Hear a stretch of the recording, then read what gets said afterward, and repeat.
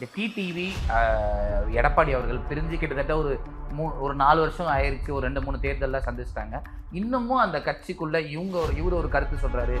எடப்பாடி அதெல்லாம் அப்படி இல்லைன்னு இன்னொரு கருத்து சொல்றாரு. பாஜக செய்தது நம்ம நன்றியோட இருக்கணும்னு சொல்றாரு. நன்றி உணர்வு உங்களுக்கு இருந்ததுன்னா மக்களவை தேர்தல் எல்லாம் பாஜகவோட இருந்திருக்கணும். இப்ப ஏன் அதை சொல்றாருன்னா, மோடி சீமான ஒரு வேளையில சிஎம் கேண்டிடேட்டா ப்ரொஜெக்ட் பண்ணிடுவாரு, அண்ணாமலையும் அதுக்கு தயாராகிடுவாரு. ஓபிஎஸ்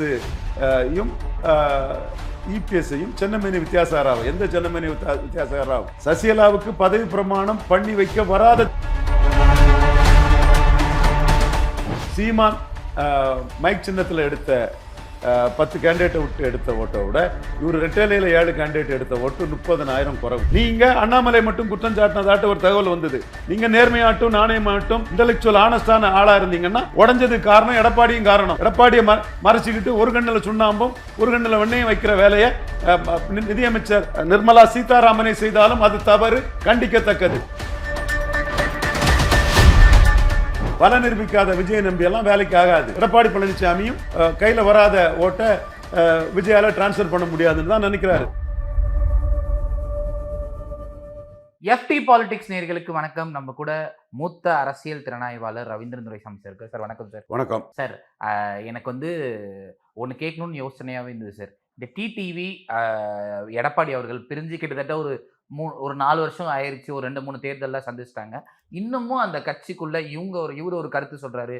எடப்பாடி அதெல்லாம் அப்படி இல்லைன்னு இன்னொரு கருத்து சொல்றாரு. இவங்க எனக்கு வேண்டான்றாங்க, நீங்க ஒன்று சேர்ந்தாதான் ஜெயிக்க முடியும்னு சொல்றாங்க.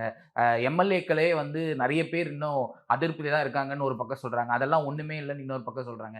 என்னதான் சார் உண்மை? நீங்க சொல்லுங்க சார். பாஜக தான் ஆட்சியை காப்பாத்திச்சுன்னு எடப்பாடி சொல்றாரு. எம்எல்ஏக்கள் தான் ஆட்சியை காப்பாத்தினாங்கிறது டிடிவி சொல்றாரு. டிடிவி சொல்றதான் உண்மை. இதுல தமிழக அரசியல் களத்துக்குள்ள நம்ம கருத்தும் நடந்த விஷயம்தான். நாம சொன்னது ஆணித்தரமா இருந்தது. அதை நாம மீண்டும் ரீகலெக்ட் பண்ணி ஒரு லெஸ் இன்ஃபார்ம்டு பீப்புளுக்கும் ஒரு விவரம் இல்லாதவங்களுக்கும் உண்மை நிலைமை என்னென்னு அறிய துடிக்கவங்களுக்கும் சொல்ல வேண்டிய கடமையில நாம இருக்கோம். எம்எல்ஏக்கள் மெஜாரிட்டி இருந்தும் சசிகலா பதவியேற்க முடியல. அப்போ ஒரு திமுக கிளை செயலாளர் இருக்க மகன் இன்னைக்கு ஒரு முக்கிய இடத்துக்குள்ள இருக்கிறாரு. என் நண்பர் சிவகங்கைக்காரர் முக்குலத்தோர், அவர் தான் சொன்னார், கவர்னர் ஸ்டேபிள் கவர்மெண்ட் இவரால் கொடுக்க முடியாதுன்னு ஒரு பார்ட்டி தலைவர் லெஜிஸ்லேட்டிவ் பார்ட்டி லீடரை கருதினாருன்னா பதவி பிரமாணம் வைக்க வேண்டியதில்லை தலைவரை. பெங்கால் ஒரு கேஸ்லா இருக்குது, இந்த கேஸ்லாவை கவர்னர் சென்னமேனி வித்யாசார ராவுக்கு நீங்கள் பண்ணுங்க, ஹோம் மினிஸ்ட்ரிக்கு போடுங்க, பிரைம் மினிஸ்டருக்கு போடுங்க. நான் எல்லாமே செய்தேன். அதை அப்போ நான் தெளிவாக சொன்னேன், கவர்னர் வரமாட்டார், பதவி பிரமாணம் நடக்காதுன்னு சொன்னேன். தம்பி பாண்டேயெல்லாம் யூனிவர்சிட்டி அரங்கம் இதாகிடுச்சு, அடுத்து ஜெயலலிதா இடத்துல சசிகலா தான், அப்படியே ஓடிடும் அப்படின்னு தம்பி பாண்டே போன்றவங்களாம் சொல்லும்போது நான் கவர்னர் வரமாட்டார், பதவி பிரமாணம் நடக்காதுங்கிறத சொன்னேன். அப்போ மீண்டும் சொல்கிறேன், சந்தாலியா, ஹிந்துராம், தினத்தந்தி பாலசுப்ரமணியத்தை எல்லாருமே சசிகலா அம்மையாருக்கு பூச்செண்டு கொடுக்கும்போது நான் என்னோட டெல்லி லாபி, ஐஏஎஸ் நண்பர்கள், ஆல் இண்டியா லாபி, இவங்க இதில் கவர்னர் வரமாட்டாருங்கிற அந்த கருத்தை நான் புரிஞ்சுக்கிட்டு தினத்தந்தி ஊடகத்திலே நான் சொன்னேன். இன்றைக்கும் அதை பார்க்கலாம், கவர்னர் வரமாட்டார், பதவி பிரமாணம் நடக்காதுன்னு. திராவிட இயக்க எழுத்தாளர் தம்பி முத்துக்குமாரும் அந்த நிகழ்ச்சியில் இருந்தார். சுப்பிரமணிய சாமி ஆசீர்வாதம் ஆச்சாரி, சசிகலாவால் தான் காப்பாற்றப்பட்டேன், சுப்பிரமணிய சாமி சசிகலாவுக்கு ஆதரவாக இருக்காருலாம் பல விஷயங்களை அவர் சொல்லிட்டு இருந்தார். நான் நடக்காதுன்னு சொன்னேன்.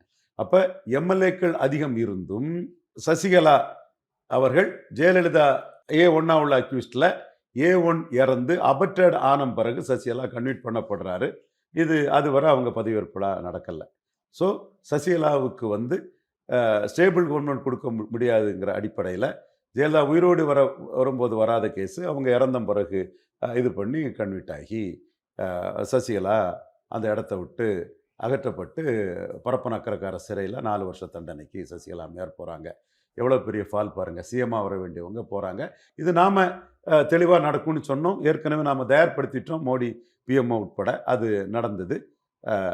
அடுத்த கட்டம், சசிகலா இந்த ஆட்சியை கவிழ்ந்துடக்கூடாதுங்கிறதுக்காக எடப்பாடியை வைக்கிறாங்க. அது பிஜேபியை மீறி வச்சது தான். அது நடராஜன் சசிகலா தினகரனுக்கு திறமை தான். கண்டிப்பாக எம்எல்ஏக்களால் அந்த ஆட்சியை காப்பாற்றினது டிடிவி தினகரன் தான், சசிகலா தினகரன் தான். அதில் எந்த மாற்றமும் இல்லை.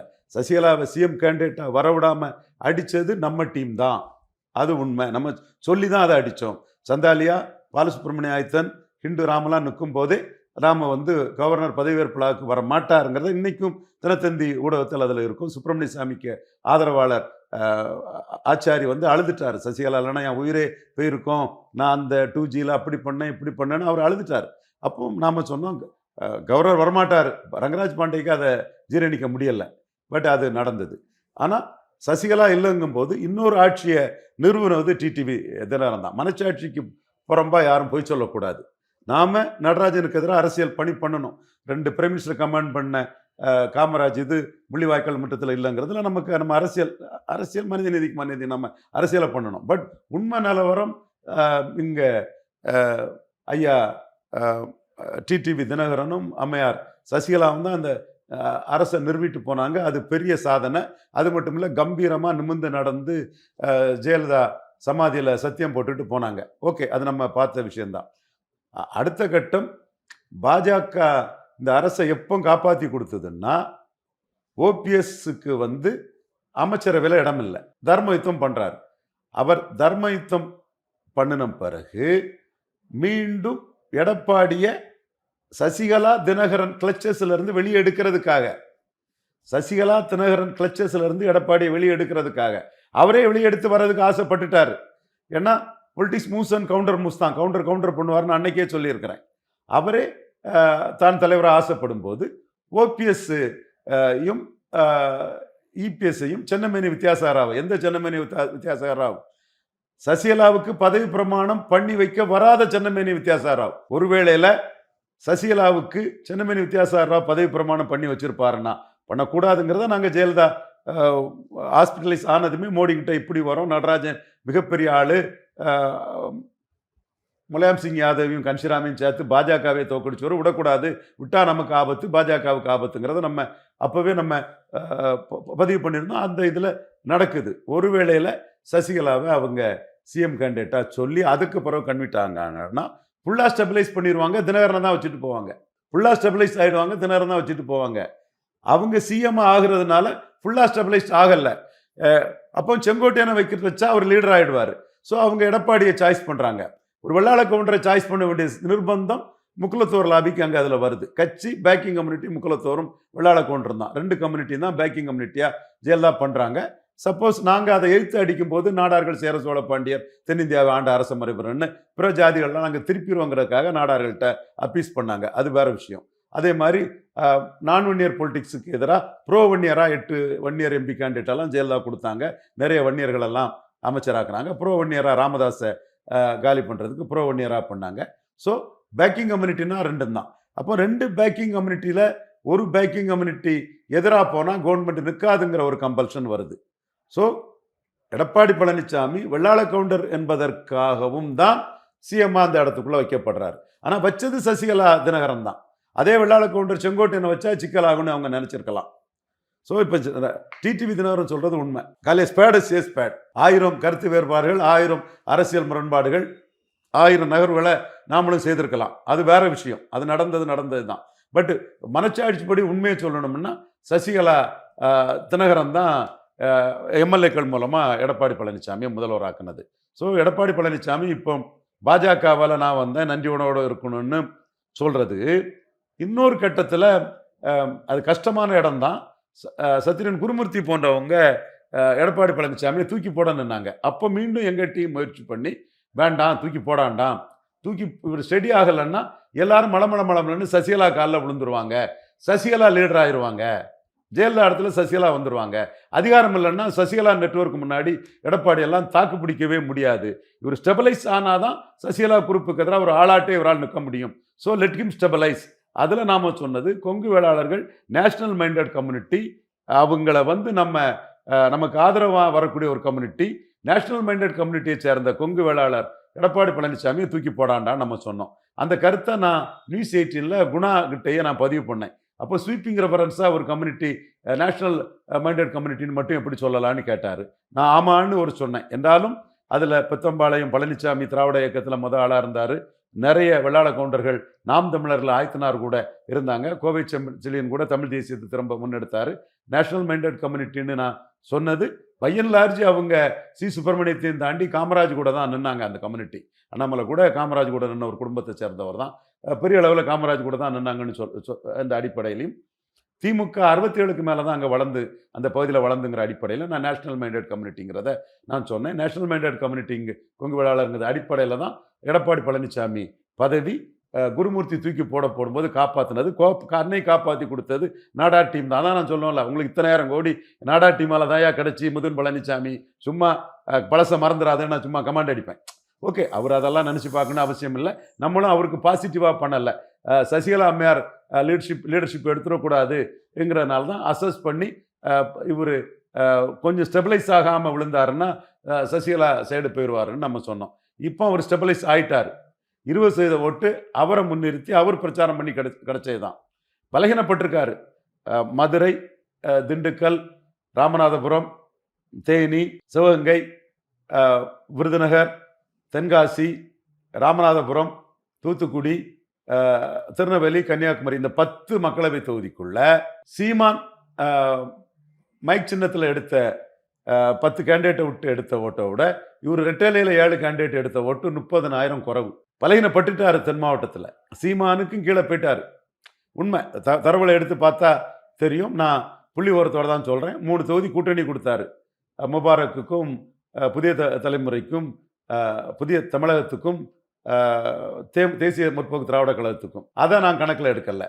வடக்க 10.5 கொடுத்தாருன்னு இவர் தர்மபுரி, சேலம், விழுப்புரம், சிதம்பரம், கள்ளக்குறிச்சி, நாமக்கல் இந்த வன்னியர்கள் உள்ள பகுதியில் ஸ்டாலினோட பெரிய தலைவராக இருக்கிறார்.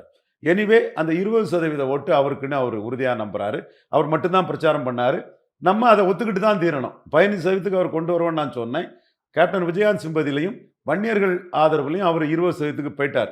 மற்றபடி நாம் சொன்னதெல்லாம் கரெக்டு தான். நாடார் பெல்ட்டுக்குள்ளே 3 தொகுதியிலும் டெபாசிட் இழக்க வைப்போம். நாடாருக்கு எதிராக, தேவருக்கு எதிராக ஓசியா நாடார் எடப்பாடி பழனிசாமியை சப்போர்ட் பண்ண மாட்டான். ஓபிஎஸ்க்கு எதிராக நாடார் எடப்பாடி பழனிசாமியை ஓசியா சப்போர்ட் பண்ண மாட்டான். ஓபிஎஸ் நல்ல மனிதர், அவருக்கு எதிராக நாடார்கள் போகிறதுக்கு எந்த முகாந்திரமும் நியாயமும் கிடையாது. பெரிய அளவில் எந்த முகாந்திரம் நியாயமும் கிடையாது. காமராஜ் மேலே மிகுந்த மதிப்பு மரியாதை கொண்டவர்.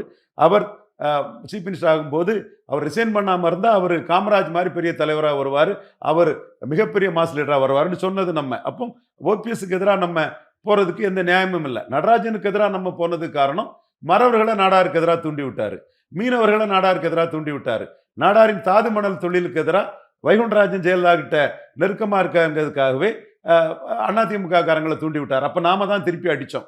அதுக்கப்புறம் தான் அதிமுக காரங்க அதில் சும்மா இருந்தாங்க.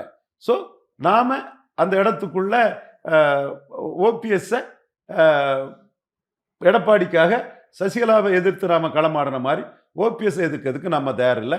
ஓபிஎஸ் எடப்பாடி நீக்கினது ஒரு கிராப்பர், ஒரு அபகரிக்கும் தன்மை. இவருக்கு கை கொடுத்தவரை, இவர் சிஎம்மாக இருக்கிறதுக்கு காப்பாற்றினவரை, அவரும் டெப்டி சீஃப் மினிஸ்டராக கிடைச்சி அவருக்கும் நான் மறுக்க வரல. அவரை அநியாயமாக எல்லாம் எனக்கு போடு, எல்லாம் எனக்கு போடு, எல்லாம் எனக்கு தான், எல்லாம் என் மகனுக்கு தான், அதுக்கு பிறகு நான் தான் அகவரிப்பேன், நான் கிராப்பர்னு கிராப் பண்ண நினச்சது. நம்ம அதை அடித்தோம். அந்த இடத்துக்குள்ள அவர் என்ன நினச்சாரு, இவனுங்க ஓபிஎஸ்க்கு எதிராக நிப்பாப்பிலன்னு எதிர்பார்த்தாப்புல. நாம் ஓபிஎஸ் கிட்ட நியாயம் இருக்குன்னு அங்குள்ள யாதவர்கள், நாடார்கள், முத்தரையர்கள், உடையார்கள், தேவேந்திரகுல வேளாளர்கள் எல்லா கம்யூனிட்டிலையும் நாம் அதை எஸ்டாப்ளிஷ் பண்ணிட்டோம். அதனால தான் நாம் தமிழர் சீமான் ஓபிஎஸ்ஸை நீக்கி எல்லா ஜாதிகள் எதிர்ப்பையும் தென் மாவட்டத்தில் எடப்பாடி வாங்கினால தான் நாம் தமிழர் சீமான் அதிமுக வேட்பாளர்களை விட 30,000 ஓட்டு தென் தமிழகத்தில் அதிகம் வாங்கியிருக்கிறாரு. ப்ளஸ் அந்த 10.5ங்கிற அந்த இதுவும் அதுக்குள்ளே இருக்குது. நாம் தரவுகளோட தான் சொல்கிறோம். இப்போ எடப்பாடி என்ன நினைக்கிறாருன்னா, இது ஏன் கட்சி, உண்மை அவர் கட்சி தான், அவர்கிட்ட தான் ரெட்டலை இருக்குது, தடை இல்லாமல் அவர் தான் ரெட்டலை கொடுத்துட்டு இருக்கிறாரு. கர்நாடகாவிலே கேஸ் போட்டு அவருக்கு ஜுடிஷியல் லாபியில் அவருக்கு பவர், அவருக்கு மைட்டில் வாங்கிட்டார். அவருக்கு ஒரு ஆல் இண்டியா லாபி பெருசு. அந்த லாபியில் அவர் சாதிச்சிட்டார், நம்ம மறுக்க வரல.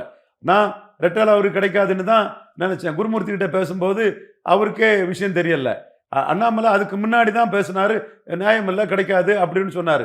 கிடைச்சதும் அண்ணாமலைக்கும் ஷாக்கு, குருமூர்த்திக்கும் ஷாக்கு. அப்போ நான் இவர் ஜுடிஷியல் லாபில இது பண்ணிட்டாரு, அதனால தான் நான் வந்து ரெட்டலையை புரிதப்படுத்த மாட்டேன். அது சமூக நீதியை சூறையாடக்கூடிய இல்லை. 2 ஜாதி தவிர யாருக்கும் அதுல லாபம் இல்லைன்னு ரெட்டலையே நான் அடிச்சிருவேன். ரெட்டலை அடிச்சாதான் செங்குந்தருக்கு அரசியல், ரெட்டலை அடிச்சாதான் பறையருக்கு அரசியல், ரெட்டலை அடிச்சாதான் தேவேந்திர குல வேளாளருக்கு அரசியல், ரெட்டலை அடிச்சாதான் நாடாருக்கு அரசியல், ரெட்டலை அடிச்சாதான் கொங்கு நாடாருக்கு அரசியல், ரெட்டலை அடிச்சாதான் உடையாருக்கு அரசியல், ரெட்டலை அடிச்சாதான் அகமுடையாருக்கு அரசியல். அப்போ எடப்பாடி கையில் இருக்கிற ரெட்டலையை அடிச்சு தகர்த்தாதான் மற்ற ஜாதிகள் இங்க நான் பெனிஃபிஷரி காஸ்ட் வந்து வாழ முடியும். அல்லது எல்லாமே ரெட்டையில வச்சு எடப்பாடி ஏமாத்திடுவாருன்னு எனக்கு தெரியும். அதனால தான் நான் ரெட்டையில சமூக நீதி சூறையாடக்கூடிய சிம்பல்னு நான் அடிச்சு பறையர், செங்குந்தர், உடையார், யாதவர் இவங்களுக்காக நான் இருக்கிறேன். நான் அதை போர்ச்சி பண்ணிட்டேன். அப்ப ரெட்டையில எடப்பாடி கிட்ட தான் இருக்குது, அதிமுக எடப்பாடி கிட்ட தான் இருக்குது. இப்ப இதை வந்து அவரு யாருக்கிட்டையும் ஷேர் பண்ண தயாரில்லை. பிடிச்சதை யாருங்க விடுவா? பிடிச்சதை யாருங்க விடுவா? விட மாட்டார். அதைத்தான் நான் தெளிவாக சொல்றேன். அவர் வந்து அதிமுக பலகீனப்பட்டாலும் பரவாயில்ல, பிடிய விட மாட்டார். இப்ப ஏன் பாஜக கூட அவர் இருக்காரு? பாஜக செய்தது நாம நன்றியோட இருக்கணும்னு சொல்றாரு.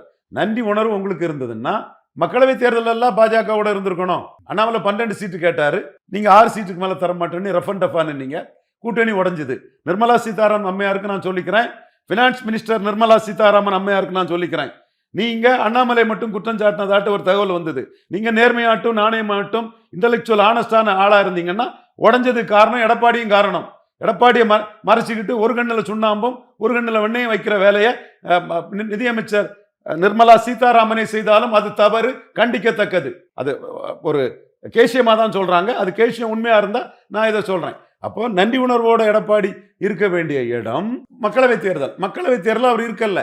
அப்ப இப்ப ஏன் அதை சொல்றாருன்னா, மோடி சீமான ஒரு வேளையில சிஎம் கேண்டிடேட்டா ப்ரொஜெக்ட் பண்ணிடுவாரு, அண்ணாமலையும் அதுக்கு தயாராகிடுவாரு. அப்ப 18 ப்ரொஜெக்ட் பண்ணுனா 26 நம்ம வெறும் 20 தேங்கி போவோம். இப்போ பாஜக கூட்டணியை விட முடியாது. பல நிரூபிக்காத விஜய் நம்பி எல்லாம் வேலைக்கு ஆகாது.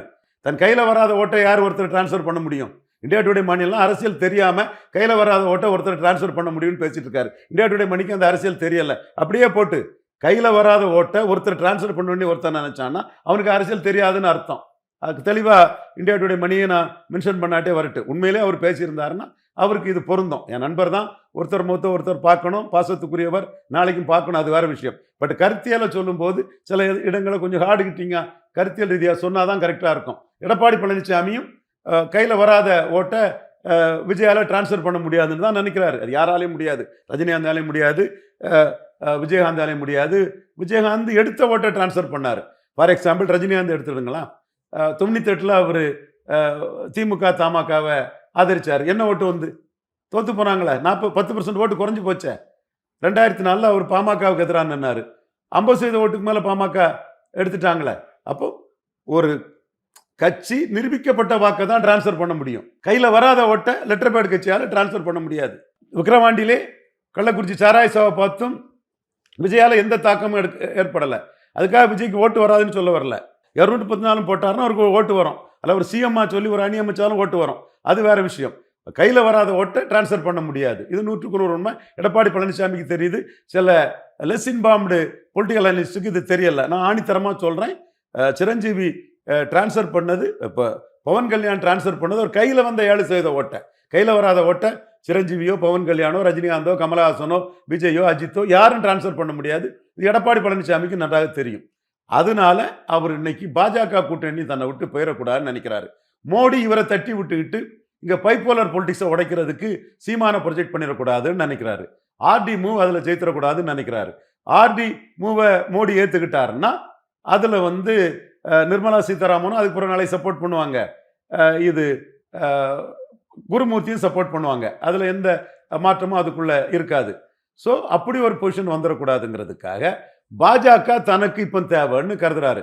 தன் கட்சியை கைப்பற்றி தன் கையில் ஸ்டெடியா வச்சுக்கிறதுக்கும் 2வது இடத்தை உறுதி பண்றதுக்கும் பாஜக தேவைன்னு கருதுறாரு. அதனால தான் பாஜகவுக்கு நன்றி உள்ளவ நாட்டு சொல்றாரு. உங்க நன்றியை நீங்க காட்டணும்னா மக்களவை தேர்தலில் காட்டியிருக்கணும். இப்போ வந்து பாஜகவுக்கும் 20% ஓட்டு அவர்கிட்ட இருக்கு. 20% உள்ள வர்றது லாபம் தானே. 20% மோடி எதிர்ப்பா போகாம உள்ள வர்றது லாபம் தானே. இப்போ 20 இருக்காது, நிலைப்பாட்டிலேருந்து மாறினதுல குறைஞ்சிருப்பாரு. விக்கிரவாண்டில் நிற்காததுல நான் வன்னியர்கள் மத்தியில் சீமான் தான் hero, bold, fortune favours the brave, போல்டா வந்து நின்னா, எடப்பாடி நிற்கல, விஜய் நிற்கலங்கும் போது கொஞ்சம் இவருக்குள்ள ஓட்டில் கொஞ்சம் நான் வன்னியர் மத்தியில் சீமானுக்கு ஏறி இருக்கும். அதே மாதிரி ஈரோடு கிழக்கில் நிற்காதுல நான் வெள்ளாளர் கவுண்டர் மத்தியில் கொஞ்சம் ஏறி இருக்கும். எப்படினாலும் கடைசியாக எடுத்தது 20% ஓட்டு. அதை நம்ம மதிச்சிட வேண்டியதுதான். அப்போ 20% ஓட்டு உள்ள எடப்பாடி தான் பாஜகவுக்கு முக்கியம். அவங்களும் 29 மையமாக வச்சு 20% உள்ள எடுக்கிறாங்க. ஒரு வேளையில அண்ணாமலை தேரிய, ஆர்டி தேரிய மோடி ஏத்துக்கிட்டாருன்னா, சீமான ப்ரொஜெக்ட் பண்ணிட்டாங்கன்னா தான் ரொம்ப சிக்கிவிடுவோங்கிறதுக்காக அவர் வந்து பாஜகவுக்கு நன்றி உள்ளவன்னு இருக்கிறாரு. இப்பந்தான் அரசியல் விமர்சகர்கள் பிரியன், இந்தியா டுடே மணி இவங்கெல்லாம் விஜய் வச்சு டங்கு டங்குன்னு ஆடினாங்க. வல நிரூபிக்காத விஜய் வச்சு டங்கு டங்கு சங்கு சக்கர சாமி வந்து டங்கு டங்குன்னு ஆடிச்சான்னு ஆட்டம் போட்டாங்க இல்லையா? இப்போ அவங்க உண்மையை சொல்லிட்டு ரவீந்திர சாமி சொல்ற மாதிரி மோடி கலத்தி விட்டுருவாருன்னு அச்சப்படுறாருங்கிறத அறிவு நாணயத்தோடு இன்னைக்கு சொல்லிட்டு மீண்டும் இதில் சொல்றேன், சீமான் இதில் இன்னும் தயாராகலை. 4 வரையும் அடிச்சு தான் நிற்கிறாரு. ஃபார்ச்சூன் ஃபேவர்ஸ் த பிரேவ்னு தான் நிற்கிறாரு. அண்ணா பற்றி ஆதவ அர்ஜுன் சொல்லும் போது அண்ணாவே போலி வாக்குறுதிகளை கொடுத்து ஆட்சிக்கு வந்தவர் தான், அண்ணாவே தமிழர் அடையாளத்தை அழித்தவர் தான். இது கடற்கரை திராவிட சுடுகாடு, கடற்கரை அழகை கெடுக்குதுன்னு அண்ணாவே அடிக்கிறாரு. அதே மாதிரி திமுக, அதிமுக, காங்கிரஸ், பாஜகவின் ஊதுவலர்கள் ஒட்டுகள்னு 4 வரையும் சேர்த்து அடிக்கிறாரு. பாஜகவை தான் மீண்டும் அடிக்கிறாரு. நம்ம அந்த இதிலே பார்த்துருப்போம். ஆனா எண்ட் ஜஸ்டிஃபைஸ் த மீன்ஸ்ன்னு ஒருவேளையில ரவீந்திரன் துரைசாமி மோடி ஒரு ஆஃபர் கொடுத்தாருன்னா சீமானுக்கு நிலைப்பாட்டை மாற்றி சிஎம்ஆ ஏற்றுக்கிடுங்க, எடப்பாடியை கூட அதில் வந்து சேருவார் அப்படின்னு ஒரு இதை ரவீந்திரன் துரைசாமி சசிகலா விஷயத்தில் ஜெயித்த மாதிரி ஜெயித்துருவானோன்னு ஆடி டீமை கண்டு எடப்பாடி இது பண்ணுறாரு. இந்த அடிப்படைக்குள்ளே தான் தனிச்சு நிற்பன்னு சொல்லக்கூடிய சீமானை கூட, சீமான் தலைமையில் ஒரு கூட்டணி வரட்டுன்னு கூட எடப்பாடி பழனிசாமி கிளி கொடுக்கிறதுக்கு டிடிவி தினகரன் சொல்லியிருக்கிறாரு. அவருக்கு எண்ணம் மோடி சீமான ப்ரொஜெக்ட் பண்ணால் கூட பண்ணட்டு, எடப்பாடி தனிமைப்படட்டுன்னு டிடிவி சொல்கிறாரு. எது எப்படியோ டிடிவி கருத்து 100க்கு 100 உண்மை. அதுதான் உண்மை. எடப்பாடி சொல்கிறது சந்தர்ப்பத்தை தக்கன மாற்றி மாற்றி சொல்கிறாரு. சசிகலாவும் தினகரனும் தான் எடப்பாடி பழனிசாமியை முதல்வர் ஆக்குனாங்க. அது எம்எல்ஏக்கள் ஆக்குனாங்கிறத எம்எல்ஏக்கள் அவங்க கூட நின்னாங்க. ஜெயலலிதா ப்ரோ சசிகலாவை நம்பி நின்னாங்க. அமாங் ஈக்குவல் மோர் ஈக்குவல்னு சசிகலா கிட்ட கட்சியை நின்றுச்சு. எல்லாருமே நின்னாங்க. அப்கோர்ஸ் பிஹெச் பாண்டியனை தவிர்த்து எல்லாருமே நின்னாங்க. இந்த கட்டம் உண்மையான ஒரு நிலைமை. பழச அரசியல்வாதி மறக்கிறது வாடிக்கை என்றாலும் பழசில் எது உண்மைன்னு சொன்னால் டிடிவி தினகரன் தான் சொல்கிறது உண்மை. 1000 கருத்து மாறுபாடு இருக்கலாம், 1000 நகர்வுகள் ஒன்றுக்கு ஒன்று எதிராக பண்ணியிருக்கலாம். பட் டிடிவி தினகரன் சாதனையை, சசிகலாவின் சாதனையை வரலாற்றில் மறைக்கிறது தவறு. அவங்க சாதனையாளர்கள் தான். அந்த எம்ஜிஆர் மறைவுக்கு பிறகு அதிமுக பிளவுபட்டது. பிளவுபடாமல் ஒரு கட்சியை காப்பாற்றி ஒரு முதலமைச்சரை உட்கார வச்சது சசிகலாவும் தினகரனும் தான். எம்எல்ஏக்கள் அவங்க கூட இருந்தனால தான் சாத்தியப்பட்டு எம்எல்ஏக்களால் தான் கவர்மெண்ட் நடந்துங்கிறது 100க்கு 100 தினகரன் சொல்றது கரெக்டு. நாம் எதிர்கருத்தாக இருந்தும் எதிர்வினை ஆற்றினாலும் கூட உண்மையை ஒத்துக்கணும். அந்த பண்பாடு நாகரிகம் வேணும். அந்த வகையில் டிடிவி தினகரன் சொல்வது 100க்கு 100 சரி. எடப்பாடி பொறுத்தவரையில் மோடி பைப்போலர் அடிக்கிறதுக்கு சீமான ப்ரொஜெக்ட் பண்ணிட்டாருன்னா நாம 3வது பேருங்கிற அச்சத்தில் பாஜக வேணுங்கிற எண்ணத்தில் பாஜகவுக்கு ஆதரவாக பேசுறாரு. உண்மையிலே அவருக்கு நன்றி உணர்வு இருந்ததுன்னா மக்களவையில் மோடி பிரதமருங்கிற இதில் சீட்டை பற்றி கவலைப்படாமல் நின்று இருக்கணும். இதுதான் உண்மை நிலைமை. மீண்டும் சொல்கிறோம், சகோதரர் டிடிவி தினகரன் சொல்வது உண்மை.